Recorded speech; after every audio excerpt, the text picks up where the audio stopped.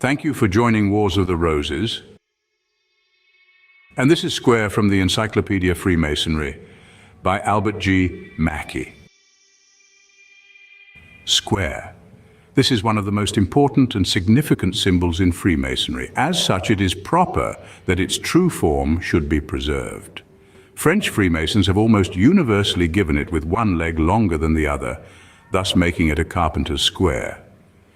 American Freemasons, following the incorrect delineations of Brother Jeremy L. Cross, have, while generally preserving the equality of length in the legs, unnecessarily marked its surface with inches, thus making it an instrument for measuring length and breadth, which it is not.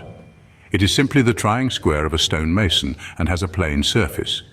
The sides or legs embracing an angle of 90 degrees and is intended only to test the accuracy of the sides of a stone and to see that its edges subtend the same angle. In Freemasonry, the square is a symbol of morality. This is its general signification and is applied in various ways.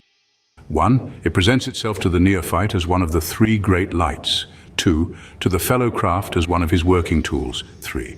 To the master mason as the official emblem of the master of the lodge. Everywhere, however, it inculcates the same lesson of morality, of truthfulness, of honesty. So universally accepted is this symbolism that it has gone outside of the order and has been found in colloquial language communicating the same idea. Square, says Halliwell, Dictionary of Archaic and Provincial Words, means honest, equitable, as in square dealing. To play upon the square is proverbial for to play honestly. In this sense, the word is found in the old writers. As a Masonic symbol, it is of very ancient date and was familiar to the operative Masons. In the year 1830, the architect, in rebuilding a very ancient bridge called Barle Bridge near Limerick in Ireland, found under the foundation stone an old brass square, much eaten away, containing on its two surfaces the following inscription, the U being read as V, I will strive to live with love and care upon the level by the square, and the date 1517. The modern speculative Freemason will recognize the idea of living on the level and by the square. This discovery proves, if proof were necessary, that the familiar idea was borrowed from our operative brethren of former days. The square, as a symbol in speculative Freemasonry, has therefore presented itself from the very beginning of the revival period. In the very earliest catechism of the 18th century, of the date of 1725, we find the answer to the question, how many make a lodge is God and the square, with 5 or 7 right or perfect masons. God and the square, religion and morality must be present in every lodge as governing principles. Signs at that early period were to be made by squares, and the furniture of the lodge was declared to be the Bible, compasses, and square. In the public lecture of Brother Herbert A. Giles, Worshipful Master of Ionic Lodge number 1781 at Amoy, delivered in 1880 and entitled Freemasonry in China, says, from time immemorial, we find the square and compasses used by Chinese writers to symbolize precisely the same phases of moral conduct as in our system of Freemasonry.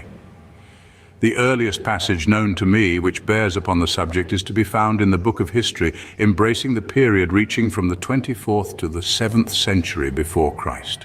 There, in an account of a military expedition, we read, "Ye officers of government, apply the compasses." In another part of the same venerable record, a magistrate is spoken of as a man of the level or the level man. The public discourses of Confucius provide us with several Masonic allusions of a more or less definite character. For instance, when recounting his own degrees of moral progress in life, the master tells us that only at 75 years of age could he venture to follow the inclinations of his heart without fear of transgressing the limits of the square. This would be 481 BC, but it is in the works of his great follower Mencius, who flourished nearly 200 years later, that we meet with a fuller and more impressive Masonic phraseology. In one chapter we are taught that just as the most skilled artificers are unable, without the aid of the square and compasses, to produce perfect rectangles or perfect circles, so must all men apply these tools figuratively to their lives, and the level and the marking line besides, if they would walk in the straight and even paths of wisdom, and keep themselves within the bonds of honor and virtue. In Book 4 we read, the compasses and square are the embodiment of the rectangular and the round, just as the prophets of old were the embodiment of the due relationship between man and man. In Book 6th, we find these words. The master mason, in teaching his apprentices, makes use of the compasses and the square. Ye who are engaged in the pursuit of wisdom must also make use of the compasses and the square. In the great learning, admitted on all sides to date from between 300 to 400 years before Christ in chapter 10th, we read that a man should abstain from doing unto others what he would not they should do unto him. This, adds the writer, is called the principle of acting on the square.